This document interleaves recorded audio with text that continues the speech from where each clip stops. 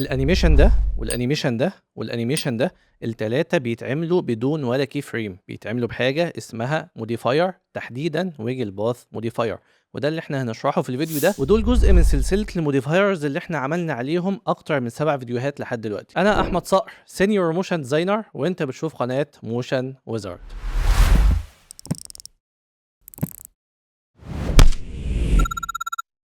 اول حاجه وقبل ما نبدا نحط الموديفاير او الاوبريتور لازم طبعا يكون عندنا شيب لاير، فهندوس حرف الجي من الكيبورد بالشكل ده، بعد كده هندوس هنا، بعد كده هنا عشان نعمل خط بالشكل ده. الخط ده ممكن نخليه باللون الابيض او ممكن نخليه باي لون، وبعدين واحنا واقفين على نفس اللاير بتاعتنا بنيجي هنا عند السهم ده بندوس كده، بعد كده بنختار ويجل باث. لو خدنا بالنا اول ما عملنا ويجل باث الشكل بدا يتحرك. طيب ويجل باث بيعمل ايه بالظبط؟ زي ما احنا عارفين ان الويجل بيعمل حركه عشوائيه في الشكل بتاعي، سواء في البوزيشن او السكيل او الروتيشن، لكن عشان ده باث فاحنا نقدر نلعب في النقط بتاعه الشكل ده بدون ما نعمل انيميشن كتير او معقد. هيبان ان هو انيميشن معقد لكن احنا بنعمله بمنتهى البساطه. فلو جينا فتحنا هنا الويجل باث هنلاقي عندنا بعض القيم، لو زودنا قيمه زي السايز بالشكل ده هنبدا ناخد بالنا ان الشكل بدا يبقى مكسر بالطريقه دي، وزي ما احنا واخدين بالنا ان هو بيتحرك بشكل اوتوماتيك بدون ما احط اي كي فريم، بدون ما اعمل اي حاجه. يعني لو انا جيت هنا في الاول وخليت القيمه دي صفر بالشكل ده هيبان ان انا ما عنديش اي ويجل خالص، وحطيت كي فريم هنا، بعد كده جيت في الاخر بالشكل ده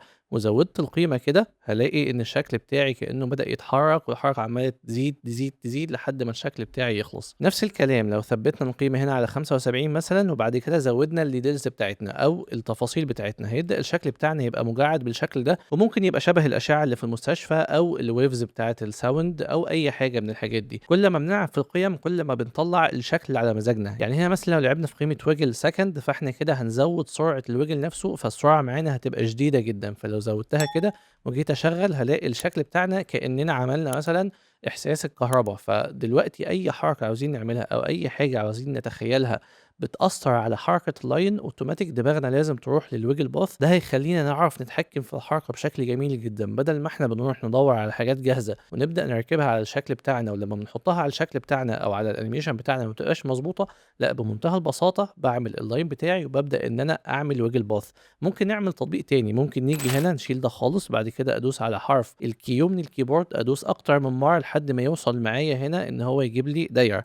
هافتح السيف تايتل اكشن، بعد كده هعمل انيميشن بالشكل ده وهبدا اصغره شويه. خليك معايا عشان خاطر انا هنا هحرك بطريقه مختلفه واضافيه وتوريك مدى جمال وسهوله وانجاز الانيميشن اللي ممكن يتعمل في الشيب لاير. ودوست هنا اد ويجل باث زي ما عملنا من شويه، وعادي ممكن ازود القيمه هنا حاجه بسيطه، ممكن ازود الديتيلز شويه، وبعد كده ممكن ازود الويجل سنه صغيره، فبقى عندي الشكل ده. ممكن اعمل ايه بقى؟ ممكن اعمل اد تاني فوق الاد اللي انا عملته، واجي هنا عند ريبيتر. لما دوست على ريبيتر على نفس اللي حصل ايه، بدأ ان هو يعمل تكرار للشكل بتاعي، ولان الريبيتر تحت ويجل باث، وزي ما قلنا قبل كده ان اي حاجه بتتحط تحت بتاثر على كل اللي فوق، فدلوقتي الريبيتر ده لما اتحط تحت الالابس وتحت الويجل باث فبالتالي قرر لي الالابس بتاعي وهو معمول فيه الويجل. لو انا جيت رفعت الريبيتر ده فوق هلاقي التاثير مختلف خالص. طيب ندوس كنترول زد عشان نخلي الريبيتر تحت، ونفتح هنا ونخلي 3 دي ممكن نخليها 10، بعد كده ندوس اوكي. بعدين نيجي عند الترانسفورم بتاع الريبيتر. ركزوا معايا، انا دلوقتي عندي ترانسفورم بتاع اللاير نفسه وترانسفورم للإلابس وترانسفورم للوجل باث. انا هنا فاتح الترانسفورم بتاع الريبيتر فقط. هو دلوقتي ليه عمل لي الريبيتر بالشكل ده؟ لان احنا هنا مخليين القيمه بتاعه البوزيشن 100 وصفر، يعني هم على نفس المستوى الرأسي لكن المستوى الأفقي فيه فرق 100 ما بين كل شكل والتاني. فلو خلينا دي كده صفر بالشكل ده اتحطوا كلهم فوق بعض. طيب انا كده ما عملتش انيميشن. ممكن اعمل انيميشن ازاي؟ ممكن اعمل انيميشن باي شكل، لكن خلينا مثلا نجرب ان احنا نيجي في السكيل هنا ونروح مزودين القيمه كده في الاول تبقى عامله كده بالشكل ده، بعد كده نيجي عند الاخر ونروح مزودين القيمه قوي لحد ما تبدا ان هي تختفي معانا كده. تمام. طبعا انا زودتها قوي فانا ممكن اقللها شويه عشان خاطر بس الشكل ما يحصلش فيه اي مشكله.